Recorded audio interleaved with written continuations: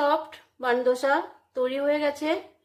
এই দোসাটি যে কোনো চাটনি দিয়েই খাওয়া যায়। আমি নিয়েছি নারকেলের চাটনি আর শেজওয়ান চাটনি। খুব সফট স্পঞ্জি।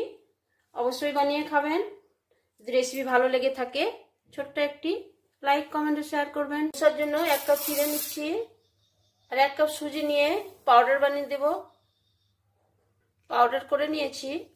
নেব 4 ভাগের 1 ভাগ চালের পাউডার, দেব 4 ভাগের 1 ভাগ ময়দা আর দেব ফুল 1 কাপ দই।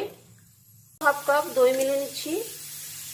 দেব 1 চামচ চিনি, সামান্য পরিমাণে লবণ দিচ্ছি। যেমন যেমন জল লাগবে জল দিয়ে ফেটিয়ে নেব। ব্যাটার তৈরি হয়ে গেছে। ব্যাটারে একটু জার ধোয়া জল দিচ্ছি, ভালো করে মিক্স করে নেব। এবারে 10 মিনিট রেস্টে রাখবো। হয়ে গেছে। এবারে ছোট চামচের 1 চামচ বেকিং পাউডার নিচ্ছি, এতে একটু জল মিশিয়ে নেব। এবারে মিলিয়ে নেব। মিলিয়ে নিয়ে আর রাখা যাবে না, তাড়াতাড়ি বানিয়ে নিতে হবে। এবারে দোসাটা গরম করে নিয়েছি, একটু তেল আর একটু জল দিয়ে মুছে নেব।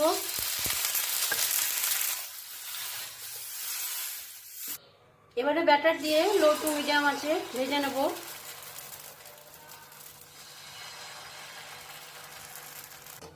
ঢাকনা দিয়ে